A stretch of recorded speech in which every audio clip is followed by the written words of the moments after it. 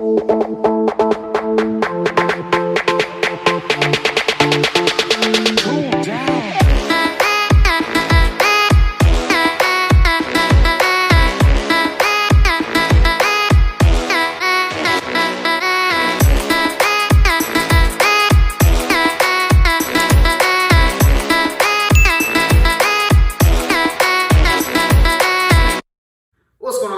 back to another episode of Tackle Tuesday here on T-Rod Outdoors. It's Tuesday. We're going to be doing these at least for 5 more Tuesdays. I still have some things to talk about, but today it's going to be all about lipless crankbaits. So like always, I got my lipless box out of the boat and it's full of lipless crankbaits. If you're unfamiliar with what a lipless crankbait looks like, it's just the same thing as a regular crankbait, but it doesn't have a bill of the crankbait. The line ties on top of it, and it moves by vibration in the water and just runs along like a bait fish and gives out a ton of vibration. And most all of them have rattles, so you can so the fish can hear as well as see the bait fish profile. So I got a couple of different brands for my lipless crankbaits. I really like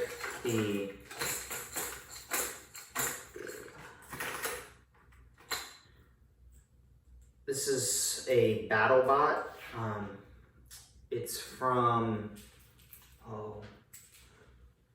it's the Vilebug BattleBot. I think that's their brand name. Yeah, no, Biospawn BattleBot. And so I picked this up from Shop Carl's right when they first released. This is like a bluegill type pattern, and when I'm throwing lipless crankbaits, I like to stick to probably 3 different color patterns. So I like a bluegill representation. I also like a shad style presentation. This is a Strike King lipless crankbait. I like a shad presentation. This is just, I think this is Sexy Shad. It's got a blue back. And then the third style of lipless crankbait that I like is something red in it. So this brand of lipless crankbait that I have is, I think this is, yeah, Lunker Hunt lipless crankbait, and that's in red craw. It's like red bottom, black back, black stripes down the side. So I like to keep it between 2 sizes for lipless crankbaits. And here's a good representation of these 2 sizes. I just grabbed some clutches off the wall. This is the Guggen Squad clutch. It's their version of the lipless crankbait. So they have a regular size lipless crankbait right here. This one is in Quicksilver. It's blue and silver. So this size is 2.5 inches and it's a 1/2 ounce. And then the other side is their mini clutch. So this color is Shogun Shad. It's like black and green back with a white bottom.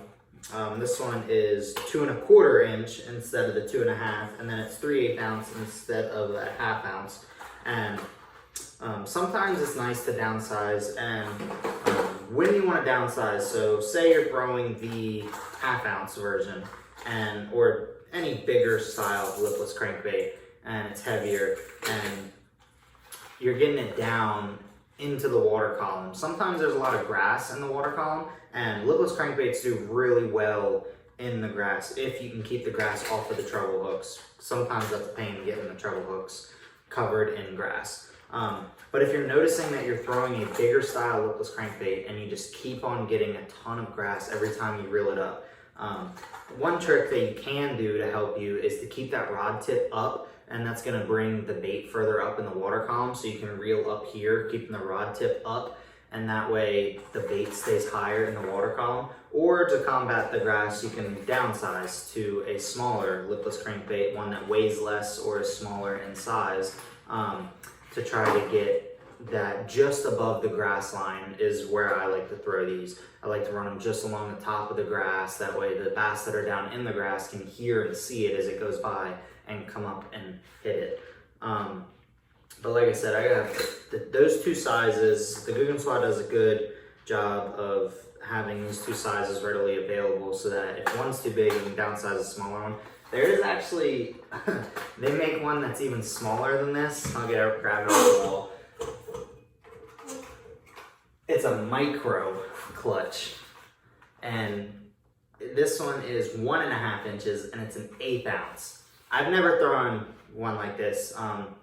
They released this right around the time that they released all their crappie series, jig heads and crappie series soft plastics. So I'm thinking that this is geared more towards crappie than it is for bass. But I'm sure if you were in like a creek or something, bass would still eat this. No problem. They would have no problem eating this. But like I said, then they have 3 sizes. I've just never thrown the micro. And you can see by their boxes. Let's see if I can hold all 3 of them at once. You can see by the boxes the different sizes. Stand them up here.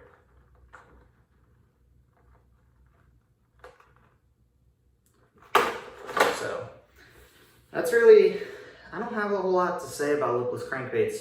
I use it on a steady retrieve. So I'll cast it out. I just make a cast as far as I can.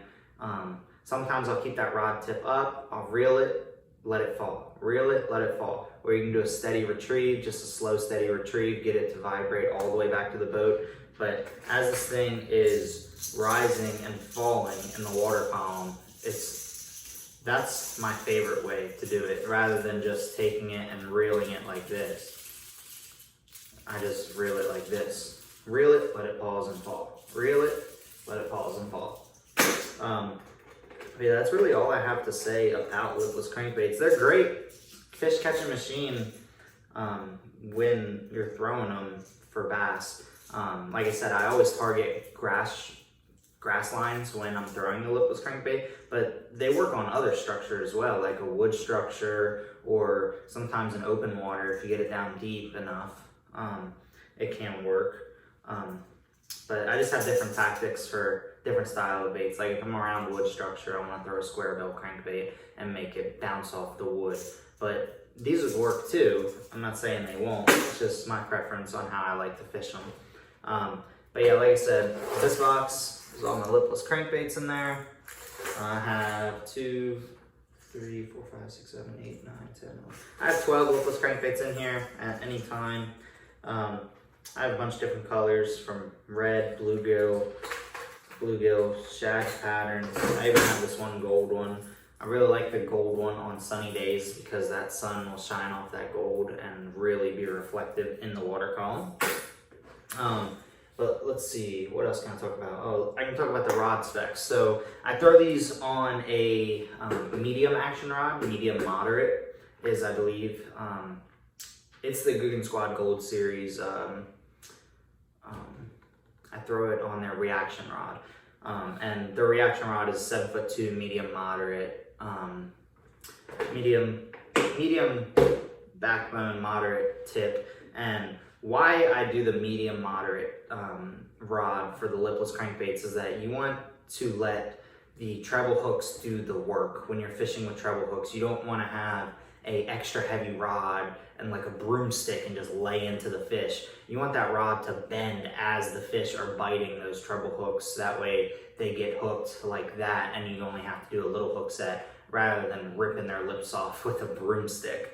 And then I throw it on 12-pound fluorocarbon line, and the reel that I use is a little bit slower of a reel just so I can force myself to slow down. It's a loose speed spool. It's a 6.5-to-1. It's one of the loose pro speed spools. I don't have any, they're all in the boat right now. But yeah, it's a loose pro speed spool, 6.5-to-1 is what I use. I use the 12-pound fluorocarbon, and it gets the job done for me. So thank you guys for watching. Stay tuned for next week where we're going to be talking all about square bill crankbaits. So got a few more episodes of Tackle Tuesday left. I know we still have to do the square bills. Still got jerk baits, frogs, poppers, and I'm sure there's a couple others that I'm missing. Oh, deep regular crankbaits and deep diving crankbaits as well. So we got a couple more of these to do. So thank you guys for staying tuned throughout this series. If you missed one, don't forget to go back and watch it. Watch the whole series as a whole. Again, thanks for watching. Don't forget to hit that like button, hit subscribe, and I'll catch you guys next week on another episode of T-Rod Outdoors Tackle Tuesdays.